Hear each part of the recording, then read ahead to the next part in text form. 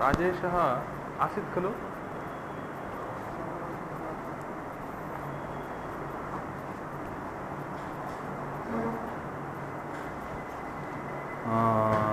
वर्णाः पदं प्रयोगार्हा अनन्वितैकार्थबोधकाः।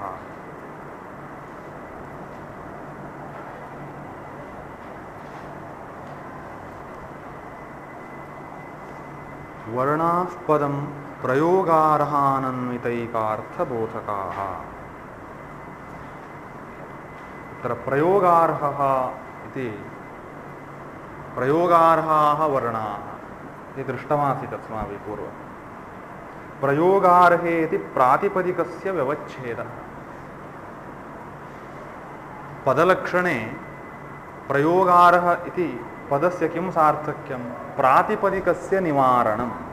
प्रातिपदिके अपि पदत्वप्रसक्तिः अस्ति, तत्रापि वर्णाः सन्ति खलु, किन्तु प्रयोगयोग्यता नास्ति। प्रातिपदिकं न प्रयोक्तव्यम् इत्यस्ति, न केवला प्रकृतिः नापि केवलः प्रत्ययः प्रयोक्तव्यः इत्यस्ति। केवलः प्रत्ययः अपि न वक्तव्यः, केवला प्रकृतिरपि न प्रयोक्तव्या।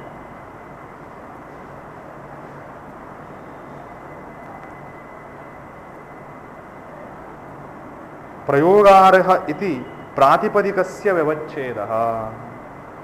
अग्रिममस्ति अनन्वितम्। अनन्वितेति वाक्यमहावाक्ययोः। अनन्वित इति पदं न दीयते चेत्, लक्षणवाक्ये न स्वीक्रियते चेत् वाक्यमहावाक्ययोः पदत्वप्रसक्तिः भवति। अतो हि महावाक्ये अपि, महावाक्यं नाम वाक्यसमूहः खलु, प्रयोगार्हता अस्ति, पुनः अर्थबोधकत्वमप्यस्ति। पदं स्यात्, प्रातिपदिकं तु न भवति। महावाक्यमपि पदं स्यात्। तस्मात् किमुक्तवान्? वर्णाः अत्र अनन्विताः स्युः। महावाक्ये किं भवति? वाक्यानां परस्परम् अन्वयः भवति। अन्वयपूर्वकम् अर्थान् प्रतिपादयन्ति महावाक्यानि। अनन्विताः वर्णाः अत्र अर्थप्रतिपादकाः। अनन्विताः प्रयोगार्हाः अर्थप्रतिपादकाः वर्णाः पदम्। अनन्विताः अन्वयरहिताः वर्णाः प्रयोगार्हाः सन्तः अर्थप्रतिपादकाश्चेत् पदम्। वाक्ये महावाक्ये किं भवति? ये वाक्यस्थाः शब्दाः अपि परस्परम् अन्विताः खलु। अन्विताः सन्तः एव अर्थान् प्रतिपादयन्ति। वर्णे तथा अन्वयः न भवति। वर्णानाम् अन्वयः इति नास्ति। अन्वयपूर्वकम् अर्थप्रतिपादनं नास्ति पदे। वाक्ये तु अन्वयपूर्वकम् अर्थप्रतिपादनं भवति। महावाक्येपि वाक्यानाम् अन्वयः भवति। वाक्ये पदानाम् अन्वयः, महावाक्ये वाक्यानाम् अन्वयः भवति। अन्वयपूर्वकम् अर्थप्रतिपादनं भवति। किन्तु येषु वर्णेषु अन्वय एव न भवति, ते वर्णाः अर्थप्रतिपादकाः सन्तः पदम् इति कथ्यन्ते। अत एव उक्तं वाक्यमहावाक्ययोः व्यवच्छेदः इत्यर्थः। व्यवच्छेदः नाम व्यावृत्तिः, निवारणम्। अन्यथा वाक्ये महावाक्ये च पदत्वप्रसक्तिः अस्ति। पदम् इति वक्तव्यम् आपतति।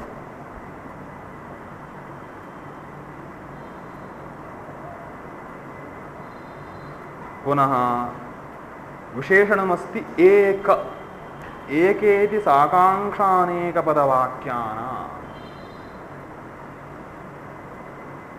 साकाङ्क्षानेकपदवाक्यानि नाम आकाङ्क्षायुक्तानि किन्तु योग्यता आसक्तिरहितानि। आकाङ्क्षा आसक्तिः योग्यता इति त्रयः अंशाः वाक्ये स्युः खलु। वाक्यलक्षणे उक्तम्। आकाङ्क्षा आसक्ति योग्यता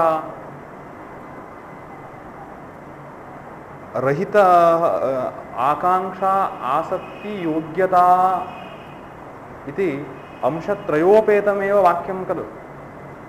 वाक्यं स्यात् योग्यता आकाङ्क्षा आसक्तियुक्तः पदोच्चयः। तत्र यः कश्चन एकः अंशः नास्ति चेदपि वाक्यं न भवति। इदानीं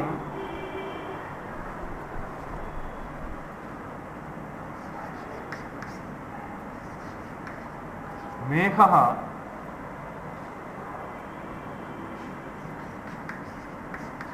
वेदं पिबति।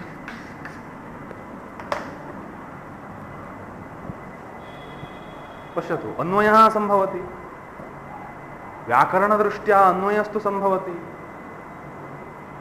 तु किं नास्ति, योग्यता नास्ति, आकाङ्क्षा अस्ति। साकाङ्क्षा अनेकपदवाक्यानि।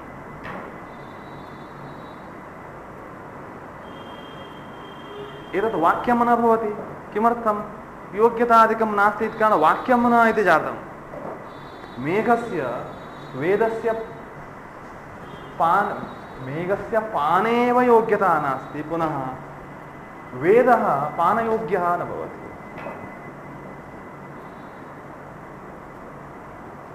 तस्मात् इदं वाक्यं न भवति। पदोच्चयः अस्ति चेदपि न वाक्यं। तर्हि पदं भवतु इति केचन चिन्तकाः उक्तवन्तः। पदं भवतु, भवतु खलु, पदं भवतु। मा भवतु, भवतः धनं गच्छति वा?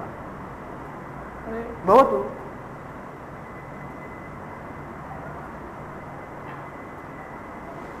मेघः वेदं पिबति। वेदः पानक्रियायोग्यः न भवति, पुनः पानक्रियाकर्तृत्वं मेघे न भवति। तदपि वेदकर्मकपानक्रिया इति तु असम्भवमेतत्, न भवति जगति। कुत्रचित् भवितुमर्हति, कुत्रचित् तर्हि दर्शयतु। अहं न ग्रन्थे दर्शयतु, कुत्रचित् पुराणे काव्ये कुत्रचित् अस्ति चेत् दर्शयतु। मेघः वेदं पीतवान्।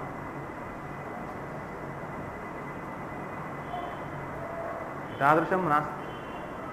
तर्हि एतदपि वाक्यं स्यात्। अर्थात् अत्र एतत् समग्रं यदस्ति पदोच्चयः तत् वाक्यं भवति इति आक्षेपः स्यात्। तस्मात् किमुक्तवान् दर्पणकारः? एकत्वविशेषणं उक्तवान्।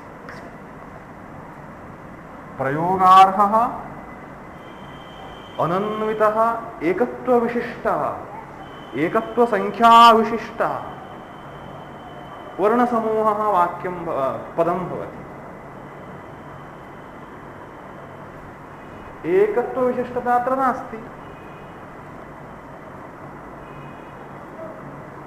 तस्मात् तत्र एक इति पद उपस्थापनेन साकाङ्क्षानेकपदवाक्यानां व्यवच्छेदः जातः।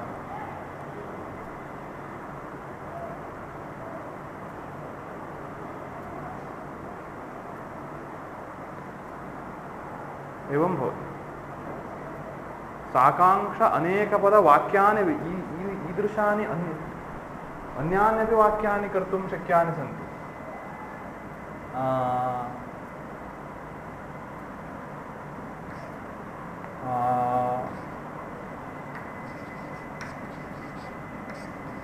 जलं किं करोति? जलं पश्यति। दर्शनार्थं किमपि भवति अत्र स्थापयति। ग्रंथम पश्यति।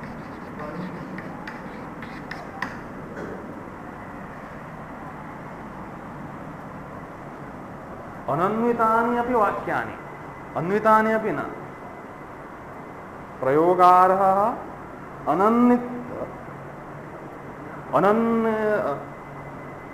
अनन्वितत्व विशिष्टानि अपि एतेषु पदत्व प्रसक्तिः भवति।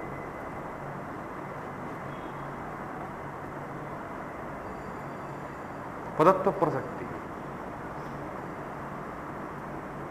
राहुल गांधी भारतस्य प्रधानमंत्री भविष्यति इत्यपि ईदृशमेव वाक्यम्। योग्यता नास्ति।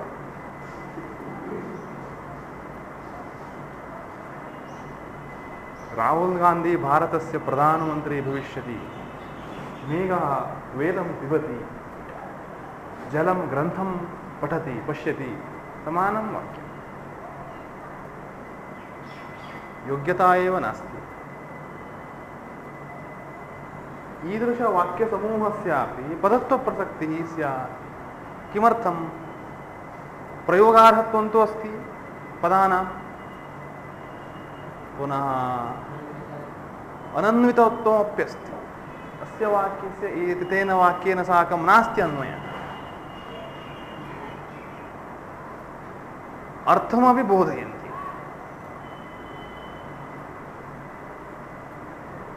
समूहे ये वर्णाः सन्ति, अत्र एवं वर्णाः ये सन्ति, बहवः वर्णाः, येषां वर्णानां समूहाय अस्य पदम् इति नाम भवतु इति आक्षेपः।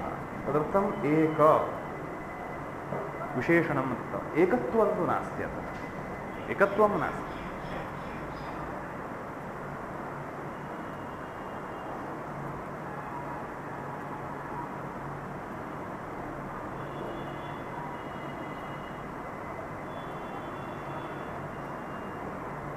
एवं तु उच्यते।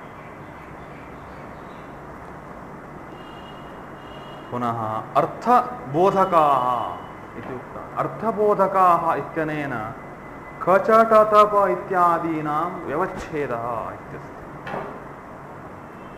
अर्थबोधकः इत्युक्ते वर्णा पदं प्रयोगार्ह अनन्वितैकार्थबोधकाः, प्रयोगार्ह अनन्वित एक अर्थबोधक अन्ते अस्ति। कचटतप इत्यादीनामपि पदत्वं स्यात्। तन्निवारणाय अर्थबोधक इति विशेषणं दत्तमस्ति लक्षणवाक्ये। कचटतप इत्यादीनाम् अर्थबोधकत्वं नास्ति।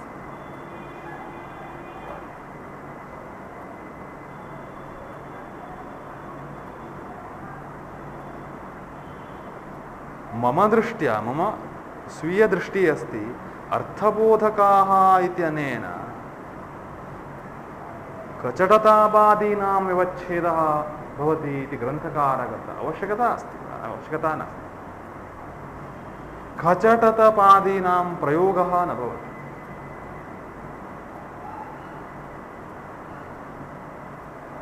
प्रयोगार्ह इति यदुक्तं प्रथममेव, तेनैव सर्वम् उक्तं भवति। मम दृष्टिः तद् ग्रन्थकारः तथैव उक्तवान्। कचटतपादीनां प्रयोगार्हता एव नास्ति।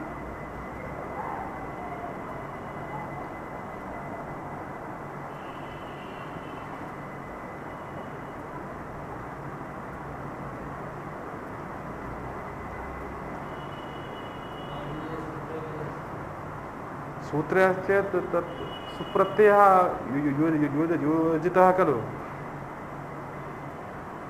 पदं स्यात् खलु अवश्यम्।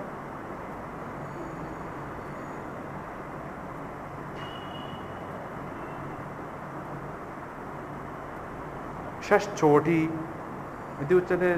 शः, छः,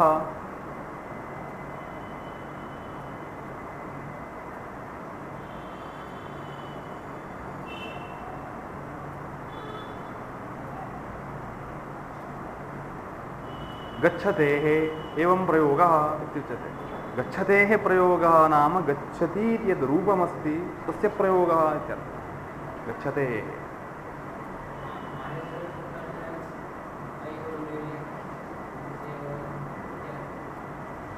हाँ, तथा किमपि कल्पनीयं।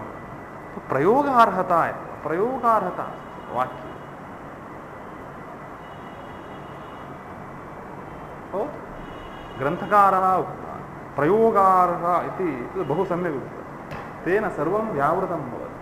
अर्थबोधकत्वादेकम् अनावश्यकं भवति। प्रयोगार्हत्वं बहु मुख्यमस्ति खलु। प्रयोगयोग्यत्वमस्ति वा वाक्ये। माहेश्वरसूत्रादीनां व्यवहारे वाक्ये प्रयोगयोग्यत्वं नास्ति।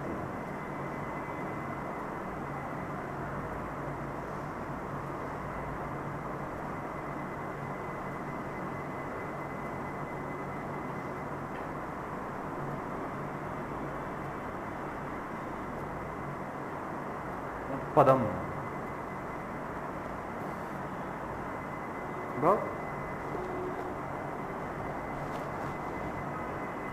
अर्थबोधकाः इति कचटतप इत्यादीना। व्याख्याकारः किमपि अर्थ प्रयोगयोग्यत्वमस्ति इति कुत्रचित् लक्ष्मीव्याख्याकारः दर्शयति इति अहं स्मरामि। भवतु तु सम्यक् नास्ति तत्। मम्मटं यथा एषः खण्डितवान् तथा येनापि खण्डयितुं वयं शक्नुमः। मम्मटं खण्डितवान् खलु काव्यलक्षणे, पदलक्षणे वयं एनं खण्डयितुं शक्नुमः।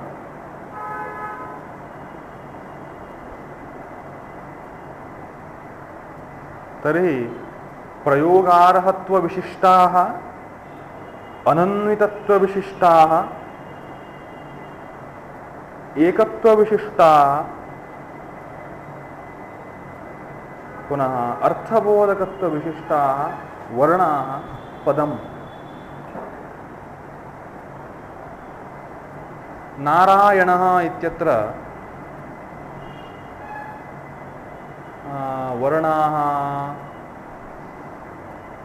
प्रयोगार्हाः सन्ति, अनन्विताः अपि सन्ति। परस्परं नारा इत्यादीनाम् अर्थदृष्ट्या नास्ति अन्वयः। सत्यम्। अर्थबोधकत्वं सत्यं पदं भवति। घटः इति दर्शितवान्, पदं भवति। किन्तु केचन शब्दाः सन्ति। चश्चन्द्रमा समाख्यातः। चः नाम ब्रह्म, चन्द्रः इत्यर्थः। मा नाम लक्ष्मी, इन्दिरा, लोकमाता, मा। अव्ययानि कानिचन च, तु, पि। कं नाम शिरः इत्यर्थः, ब्रह्म इत्यर्थः, जलम् इत्यर्थः। खं महाप्राण, खम् इत्युक्ते आकाशः इत्यर्थः, इन्द्रियम् इत्यर्थः। तर्हि एक एव वर्णः अस्ति खलु। वर्णाः इति भवद्भिरुक्तं। वर्णाः पदं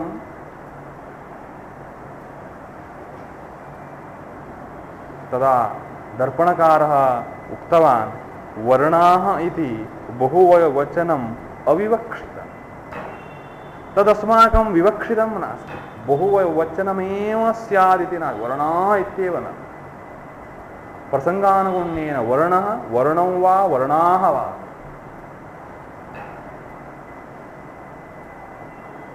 प्रयोगार्हत्वादि विशिष्टाः पदम्। वर्णाः इत्यत्रैव अस्माकम् आग्रहः न। अस्माभिः तथा प्रायशः वर्णाः सम्भवन्ति खलु। पदे वर्णाः एव सन्ति खलु, प्रायशः तथा। तद्दृष्ट्या वर्णाः इत्युक्तं। रामः इत्यत्र द्वौ वर्णौ, तर्हि वर्णौ पदम् इत्येव स्वीकरणीयम्। खम् इत्यादिषु एकः वर्णः श्रूयते, तर्हि एकं वर्णं पदं वदामः। अर्थात् अस्माकं वचने विवक्षा नास्ति इति भावः। वचनं तत् यत्किञ्चित् भवति, वचने विवक्षा नास्ति। वर्णाः इति बहुवचनम् अविवक्षितं, न विवक्षितं तत्।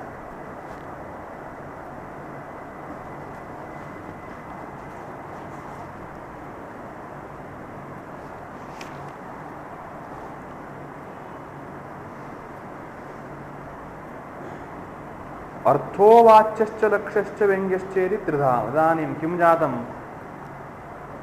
रसात्मकं वाक्यं काव्यम् इति पूर्वमुक्तम्। रसः नाम कः इति प्रश्ने सञ्जाते सति परं वक्ष्यामः इत्युक्तवान्। तृतीयपरिच्छेदे सः अंशः भवति। रसात्मकम् इत्यत्र तथा उक्तवान्। तर्हि वाक्यं नाम किम् इति वक्तव्यम् इति जातं। वाक्यं नाम किम् इति वक्तव्यता अपतिता। तदा वाक्यं स्याद् योग्यता आकांक्षा आसक्तियुक्तः पदोच्चयः। आकांक्षा आसक्ति योग्यता विशिष्टः पदोच्चयः वाक्यं, पदसमूहः वाक्यं। तर्हि पदोच्चयः इत्यत्र पदसमूहः इति उच्यते। समूहः केषां समूहः? पदानां समूहः। तर्हि पदं नाम किम् इति प्रश्नः सञ्जातः। तत्समाधानाय पदलक्षणं प्रतिपादितवान्। प्रयोगार्हत्वादिविशिष्टाः वर्णाः पदम् इति व्यवह्रियन्ते। वाक्यं पदम् इति जातं। पाणिनीयलक्षणं बहु सम्यक्। सुप्तिङन्तं पदं बहु संक्षिप्तं, बहु समर्पकं, बहु युक्तमस्ति। एवं सर्कस् नास्ति। सुप्तिङन्तं पदम्।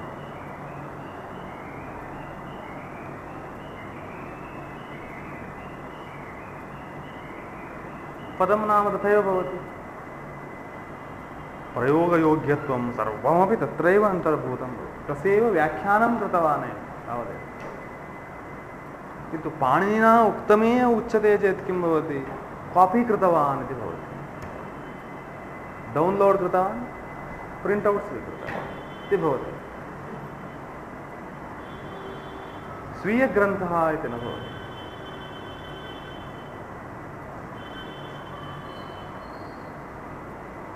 तद्दृष्ट्या एतत् सम्यक् अस्ति। तात्पर्यं समानं, वास्तविकम् एकरूपेणैव स्यात्। तात्पर्यं समानं भवितुमर्हति, किन्तु स्वीयं वाक्यं भवेत्। शास्त्रार्थः तथा, काव्यादिषु तथा न। काव्ये काल्पनिकमार्गः सः स्वीयः भवेत्। तत्र एवं क्वापि न भवेत्, न कर्तव्यम्। कालिदासः वागर्थाविव सम्पृक्तौ इति उक्तवान्। अहमिदानीं वाण्यर्थाविव सम्पृक्तौ वाण्यर्थप्रतिपत्ते जगतः पितरौ वन्दे पार्वती परमेश्वरौ मम श्लोकः अयम् इति कोऽपि कथयेत्।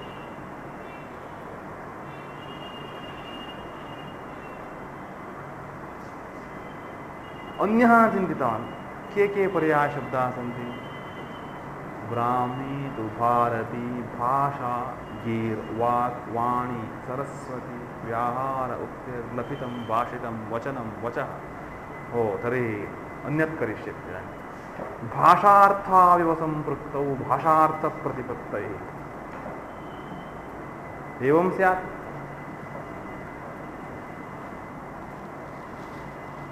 तत्र मम काव्यम् इति वक्तुं नार्हति।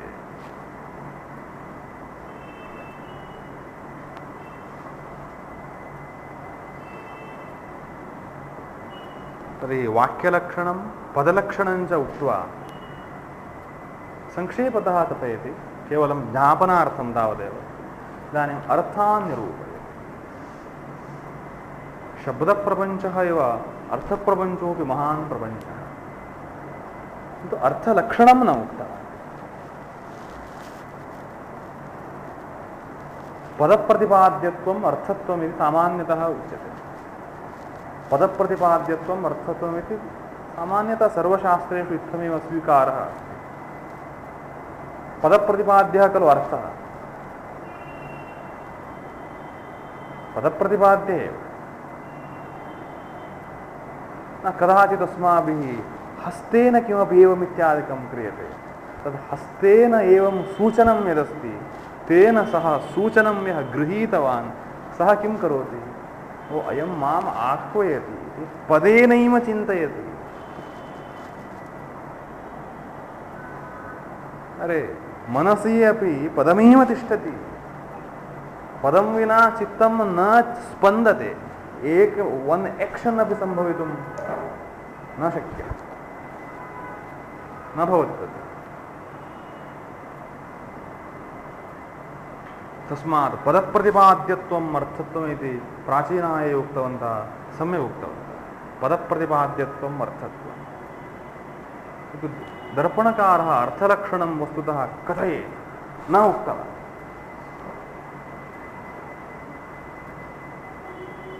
अरे वाक्यलक्षणम् उक्तवान् भवान्, पदलक्षणम् उक्तवान्। वाक्येन पदेन वा भवतु अन्ततः अस्माभिः किं प्रतिपाद्यते? अर्थः प्रतिपाद्यते। तर्हि अर्थो नाम कः? वदतु। कोऽपि न पृष्टवान्, एषापि त्यक्त्वा गतवान्।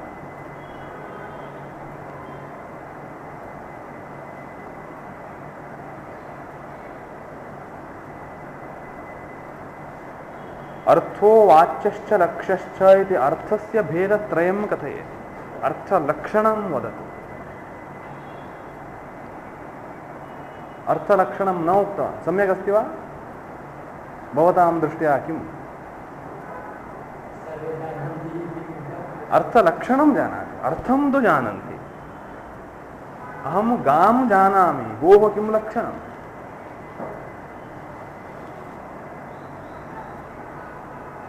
जलं वयं बाल्यकालतः जानीमः, जललक्षणं किं न जानामः। अर्थलक्षणं त्यक्त्वा गतवान्। भवतां लक्ष्मी व्याख्याकारः किमपि लिखितवान्, पैच वर्क कृतवान्, किञ्चित् पैच वर्क कृतवान् अस्ति।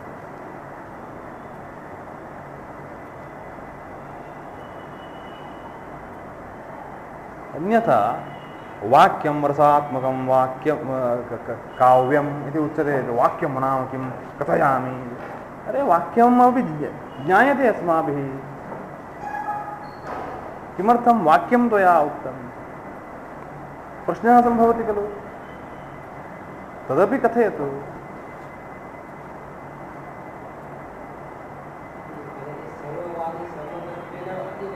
किमस्ति?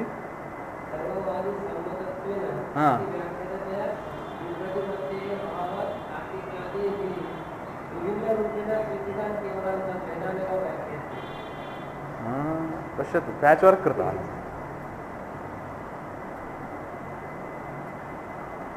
अरे वयं साहित्यशास्त्रछात्राः स्मः। अन्यान्यशास्त्रे कथं प्रसिद्धः अयमर्थः, किं लक्षणकः अयमर्थः, अन्यान्यशास्त्राणि वयं न जानामः। वयं साहित्यशास्त्रछात्राः।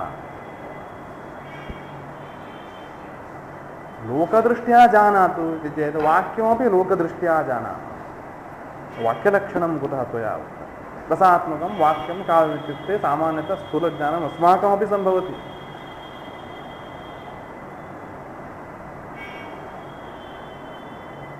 दर्पणकारः प्रायः स्वर्गलोके स्यात्, स्वर्गलोकं गतः अवश्यं पृच्छति।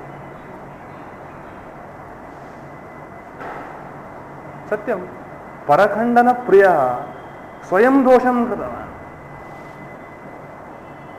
एतत् न सह्यते। भवता किं चेत् दर्पणकारः महान् जनः ग्रन्थकारः तथा मा चिन्तयतु। 18 भाषा वारविलासिनी भुजङ्गा इत्यादिकमस्ति, महान् जनः अस्ति, साध्विग्रहिकः इति।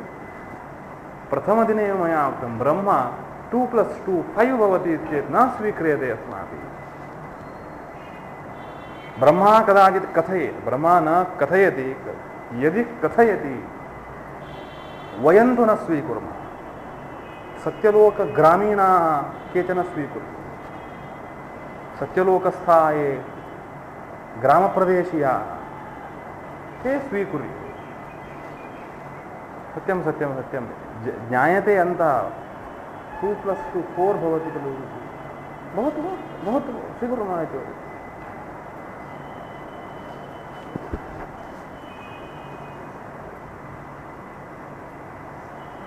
अर्थलक्षणं वक्तव्यं न उक्तवान्, त्रुटिः अस्ति ग्रन्थे। भवतु अर्थो वाच्यश्च लक्ष्यश्च व्यङ्ग्यश्च इति त्रिधा मतः।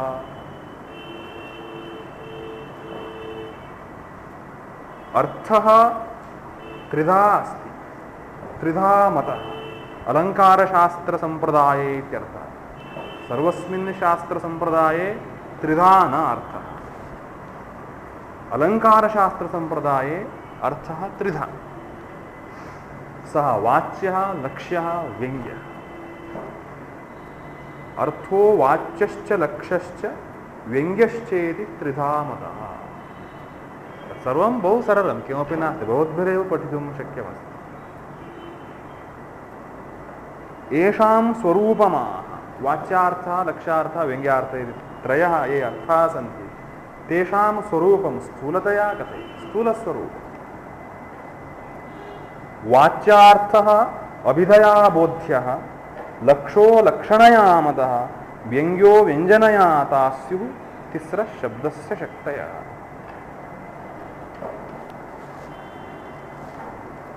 अभिधया यः बोध्यते सः वाच्यार्थः इत्यर्थः।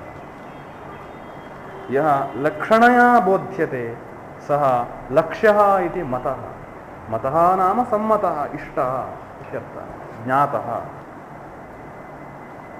व्यञ्जनया यः प्रतिपाद्यते सः व्यङ्ग्यः इति उच्यते। एवं तिस्रः शब्दस्य शक्तयः अपि सन्ति इति सूचितवान्। अर्थप्रतिपादिकाः तिस्रः शब्दस्य शक्तयः अपि सन्ति। वाच्यार्थः अभिधया बोध्यः, लक्ष्यो लक्षणया मतः, व्यङ्ग्यो व्यञ्जनया तास्युः तिस्रः शब्दस्य शक्तयः। तर्हि वाच्यार्थः नाम कः इति चेत् अभिधया यः प्रतिपाद्यते सः वाच्यः। को वा लक्ष्यः? लक्षणया यः प्रतिपाद्यते सः लक्ष्यः।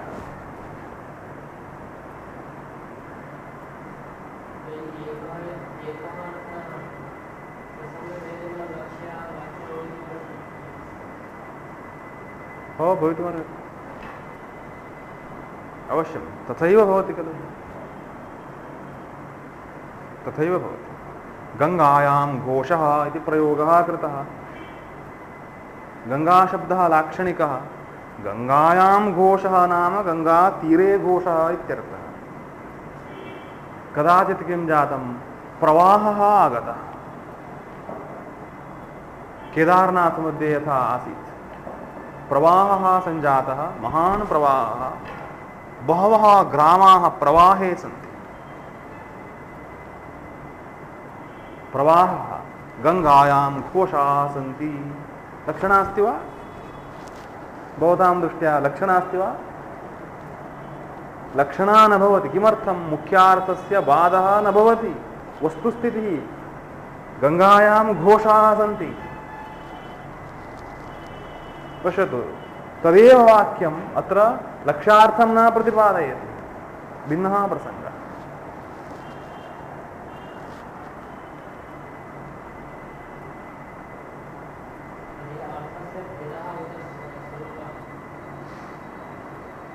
अर्थस्य भेदः एव,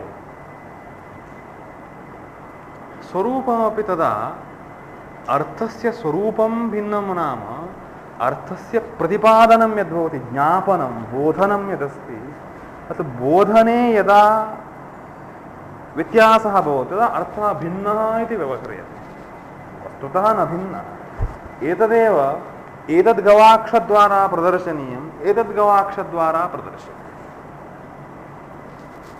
तस्मात् भिन्नः पदार्थः इति उच्यते। उपाधिः भिन्नः भवति खलु।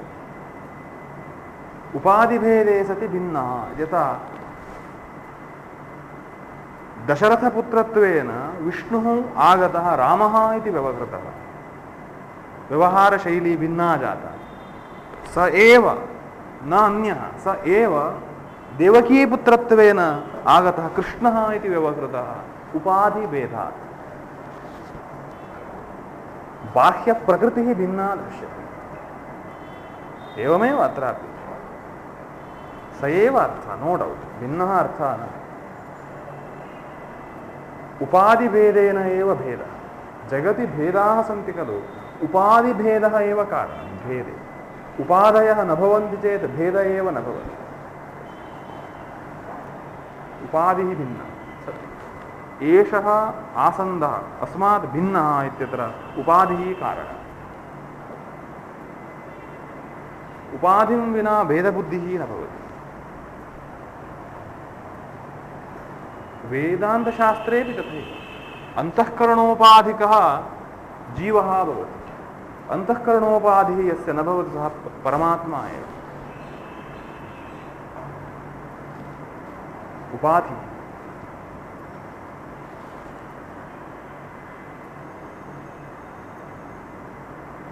तर्हि वाच्यार्थः अभिधया बोध्यः लक्षो लक्षणया मतः व्यङ्ग्यो व्यञ्जनया तास्युः तिस्रशब्दस्य शक्तयः तत्र शब्दस्य शक्तिः इति प्रयुक्तः शब्दस्य शक्तिः नाम शब्दस्य अर्थप्रतिपादनव्यापारः अस्ति सः शक्तिः इति शब्देन अत्र उच्यते शब्दे उच्चरिते सति कञ्चन अर्थं प्रतिपादयति शब्दः प्रतिपादयति इत्यत्र प्रतिपादनक्रिया अस्ति प्रतिपादनव्यापारः अस्ति सा प्रतिपादनक्रिया प्रतिपादनव्यापारः शक्तिः इत्युच्यते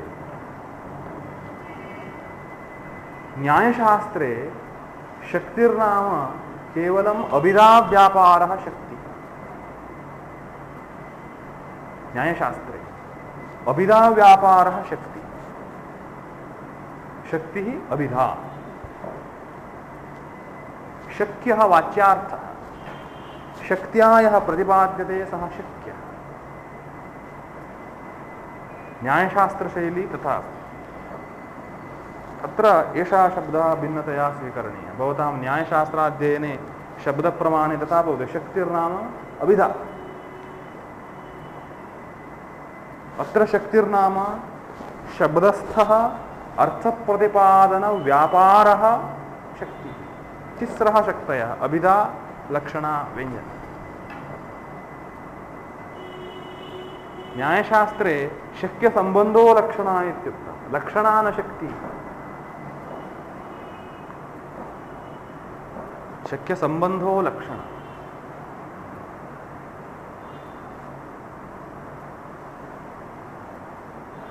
त्रयः अर्थाः इति नागेशभट्टः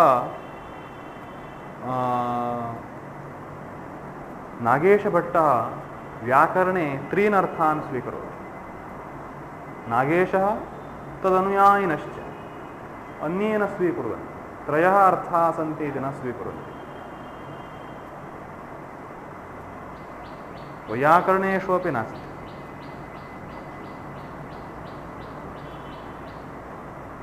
आलङ्कारिकाः केचन वैयाकरणाः त्रयः अर्थाः इति स्वीकुर्वन्ति त्रीन् अर्थान् प्रतिपादयितुं तिस्रः शक्तयः अपि सन्ति इति कथयन्ति अन्ये तु नाङ्गीकुर्वन्ति अन्येषां दृष्ट्या केषांचित् दृष्ट्या त्रयः अर्थाः तिस्रः वृत्ते किन्तु नामानि भिन्नानि अभिधा वाच्यार्थं प्रतिपादयति लक्षणा लक्ष्यार्थं प्रतिपादयति गौणी वृत्तिः गौणार्थं प्रतिपादयति समाप्तं ते भाट्टमीमांसकाः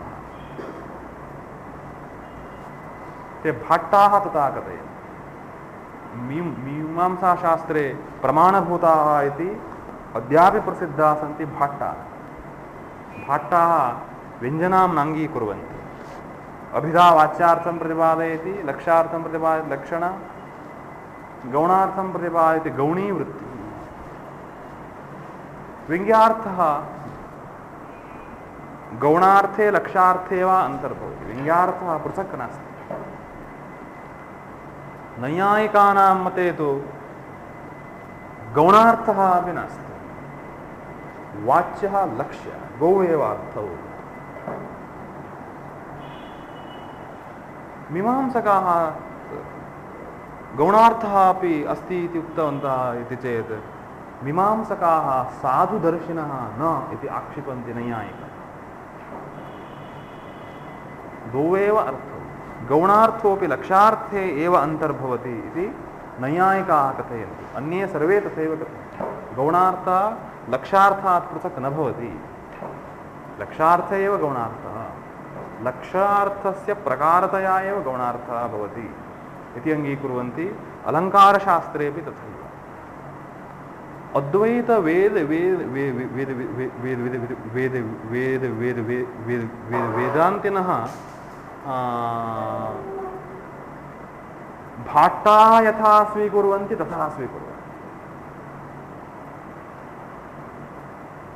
लक्ष्यार्थ वाच्यार्थ लक्ष्यार्थः गौणार्थः, अभिधा लक्षणा गौणी इति तिस्रः।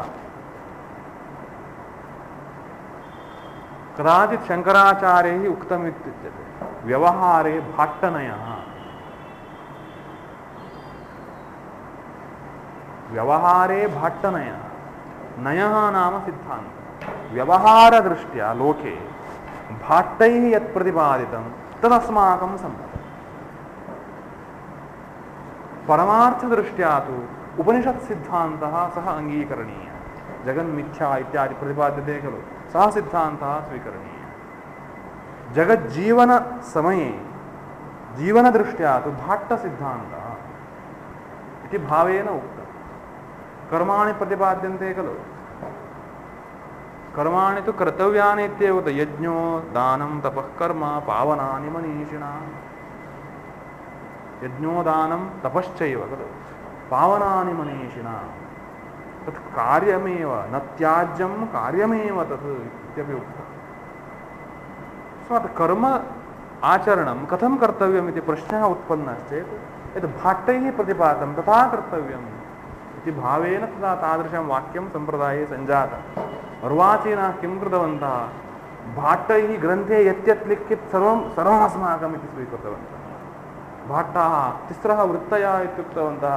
अद्वैतिनः अस्माकं तिस्रः वृत्तयः। किमर्थं तथा उक्तं? व्यवहारे भाट्टनयः। व्यवहारे नाम एवं ग्रन्थव्यवहारेण जीवने कर्ममीमांसा दृष्ट्या अस्माकं भाट्टनयः इत्युक्तम्। अर्वाचीनाः अद्वैतिनः शास्त्रवाक्यार्थेऽपि तथैव स्वीकुर्वन्ति। कति प्रमाणानि भवताम् इति चेत् अस्माकं भाट्टनयः भाट्टैः यानि प्रमाणानि स्वीकृतानि तानि अस्माकम्। अरे भवन्तः जगन्मिथ्यात्वं स्वीकृतवन्तः।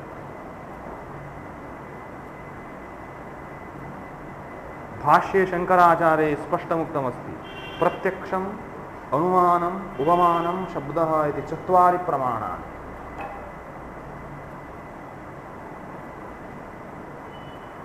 परीक्षलोकान् कर्मचित्तान् इति मंत्रस्य व्याख्याने परीक्ष्य प्रमाणपुरस्सरं परीक्ष इत्युच्यते।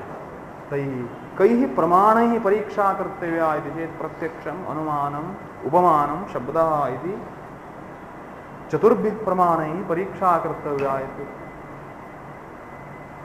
एते कथयन्ति अस्माकं भाट्टनयः न भाट्टनयः तद्दृष्ट्या न उक्तम्।